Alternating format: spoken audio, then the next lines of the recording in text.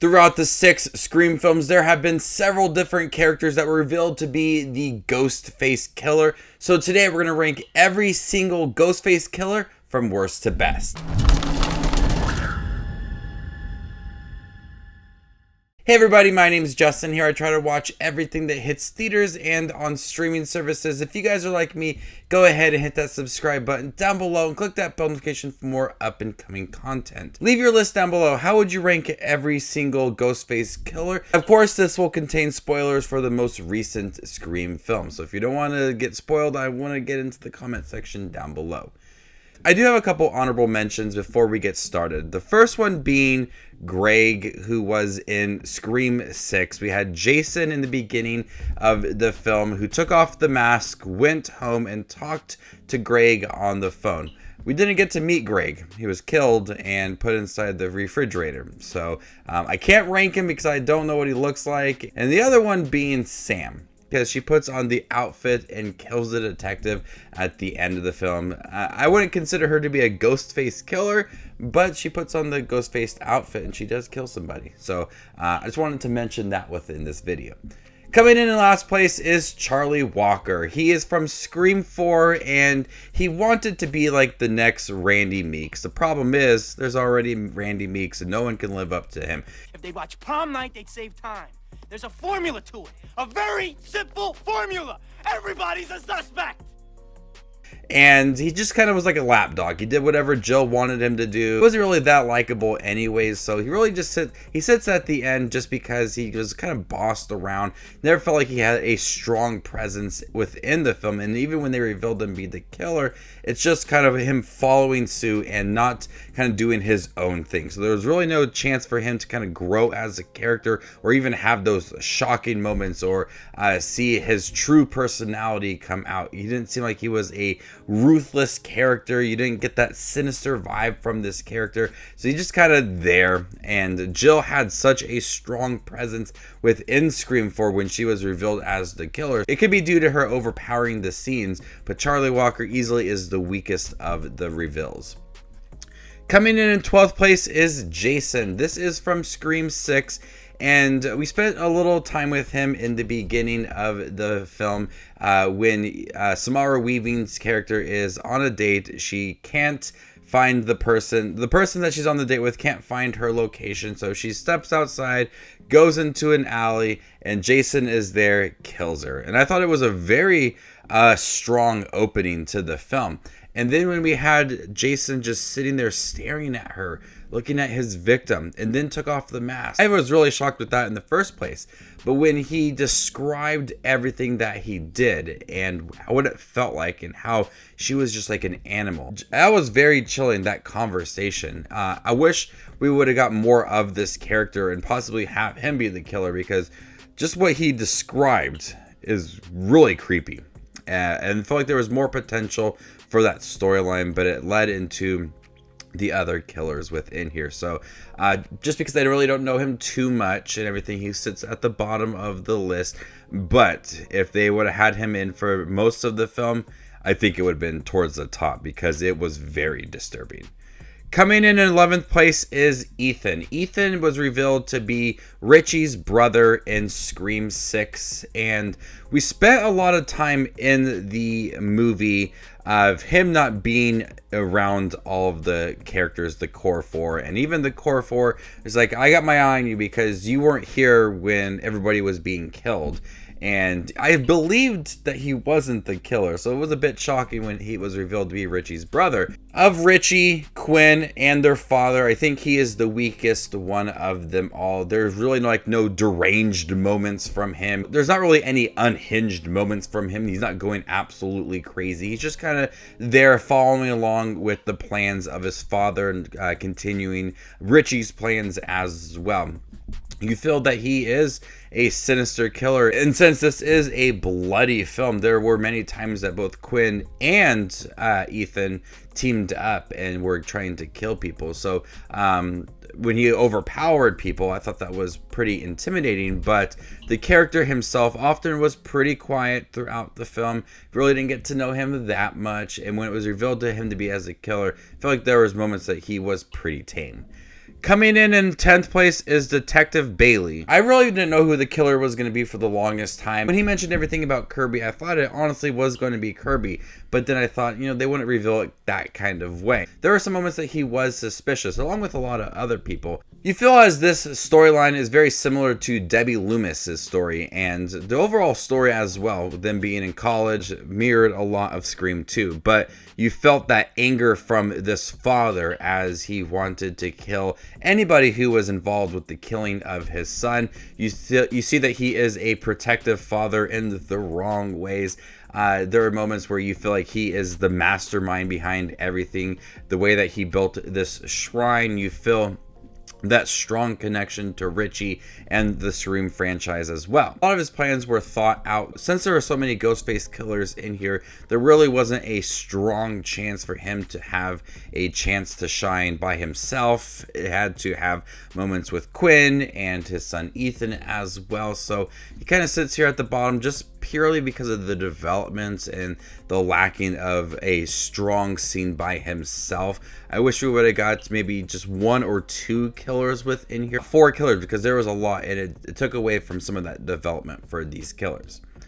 Coming in 9th place is Quinn. Quinn at times seemed just to go off the rail. And after people stabbing people left and right, he was really creepy at times within this film. Of the siblings between Ethan and Quinn, Quinn had more time than Ethan, and so that's why I think she's the better one of the bunch, as she was quickly angered by Sam or Tara when they mentioned Richie and how weak he was. That really upset her. And so we kind of see some of those unhinged, really angry moments from this character. And that's better than Detective Bailey and Ethan and Jason as well.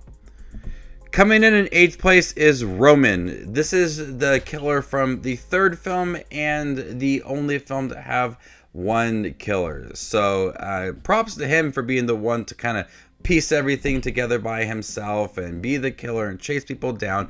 And when you look at the story of him and then kind of going back to that first film, he was the one that made Billy and Stu upset about everything and going to kill Sidney Prescott. Had his hands in the first film as well. The way that he's presented throughout the movie, I didn't really think that he'd be the killer, just because of that lack of screen time for him. And so when it was revealed, I was like, who is this person? Because I can't remember him from the rest of the film. But it's your typical I'm jealous storyline. I wanted my mother. She wasn't around. It seems very average for a horror film like this. The reveal of this character not having that chance to be with his mother and everything, and Sidney getting that. It's very cliche. I did feel that anger towards Sidney in the film, but that was about it for this character. Coming in 7th place is Richie. This is one of the 2 characters from Scream 5, and his storyline and his motivation I found to be pretty weak. Just someone that absolutely loved the stab films and didn't appreciate the direction that they are going in. This is the definition of a toxic fan. At times I did feel like Amber was the one that kind of overpowered the scenes, and he was just there. Very similar to Jill and Charlie's time together as well. Amber definitely delivered on the craziness of being the Ghostface killer, and I did like the character. I thought he was very kind towards Sam, and I didn't really think that he would be the killer, so there were some surprises along the way, but his motivations were really weak and not the strongest connection to the characters within here. When you look at like Debbie Loomis and now Detective Bailey and everybody that was involved in regards to like a sibling or something like Jill, his motivation was one of the weakest for these characters. Coming in 6th place is Debbie Loomis. I was really surprised when it was revealed that Debbie Loomis was the killer, because the character of Debbie Loomis was not in the film for a lot. She was acting as someone else, and that really threw it off when it was revealed that she was the mother of Billy. And it makes perfect sense for it being in the 2nd film, not a film like 3 or 4. You have to do it right away, because what happened to Billy at the end of Scream 1, she's obviously upset, and so she has to take most drastic way possible, and that's becoming a Ghostface killer and killing and trying to kill Sidney Prescott. She got Mickey into college and teamed up with him to kill everybody. You really felt from Debbie that she misses her son, and she's trying to take matters into her own hand and get revenge for what happened to her son. It's a classic storyline, and I think it works for Scream 2, and we're kind of fresh off of the Loomis story, and so it makes sense to continue it into the second film. But I was surprised that it was actually Debbie Loomis, because I just remember her being the reporter, and so it was shocking. But Debbie Loomis really gave that unhinged, very crazy performance, very angry at what happened to her son, and she has to take matters into her own hand. The character itself, Debbie, I thought was really weak, but her as a killer was very strong. Coming in fifth place is Amber. Amber from the fifth film went absolutely crazy. Reminded me a lot of Stu from the first film. Just a lot of moments where she was very excited about what was going on, and very loud character as well. I didn't get that vibe from her for most of the film, so that transition going into her being the killer was a complete change for this character, and I really did appreciate that, because of how the motivations were really weak, and she was there to deliver a memorable performance, going absolutely crazy, shocking everybody, fighting off these characters when they were trying to recreate certain moments and pay tribute to the first Scream film. She did a great job of showing why she's inspired from the Scream films and how important they are to her, as well the Stab films, and that really absolutely insane, wild performance works for this film. Coming in fourth place is Mickey. Mickey from the second film didn't have the strongest kind of reveal or the motivations. He was just there, and he enjoyed what was going on. Mickey definitely seems like the loose cannon of the Scream 2 films, very similar to Stu. He's just along for the ride. Debbie was the one that was the mastermind behind it all. But Timothy Olyphant's performance in here, he was absolutely crazy. And we kind of got a sense throughout the film, especially when he joined in with singing and everything. You can tell at times he was sane. He teetered along that line of being very suspicious at times. When it was revealed, it was very clear that he was just there along for the ride. He enjoyed what he was doing, and that led to that craziness of this performance and how insane he was within this film. So Mickey definitely had those memorable moments within here. He was that loose cannon. You didn't know what to expect from him. Was he going to go along with Debbie, or was he going to kill her, or was he just going to kind of take control of everything? And that's what led to him so high on this list. Coming in third place is Stu. The only reason why Stu is so high on this list is Matthew Lillard. Matthew Lillard is hilarious within the film, but there's so much that he does at the end, and Billy is the mastermind behind it all. Stu is the one there along for the ride. He goes from being deranged to pathetic, back and forth constantly, and you feel like that character is like not even there mentally for a lot of the film, because he's really tapping into just pure chaos at the end. He thinks it's hilarious, and then he is crying about things, and at times it's very haunting. So Stu just is all over the place, and you don't know what to get from this character, because it just changes back and forth so quickly, while Billy is remaining calm with everything that's going on. Stu is in the background just absolutely losing it and going wild. You definitely understand those deranged moments from this character. Coming in second place is Jill. Jill Roberts from the fourth Scream film is one of the most intimidating Ghostface killers. Just the way that she switches the plans on everybody and kills Charlie within the film, and is so like angry at Sidney but you feel like she can actually accomplish her plans. And she did for a little bit, as she ended up in the hospital further than any other character has ever gotten. She truly was a great villain in here. You believed her storylines and her being jealous of Sydney and her taking control of this storyline and being the final girl.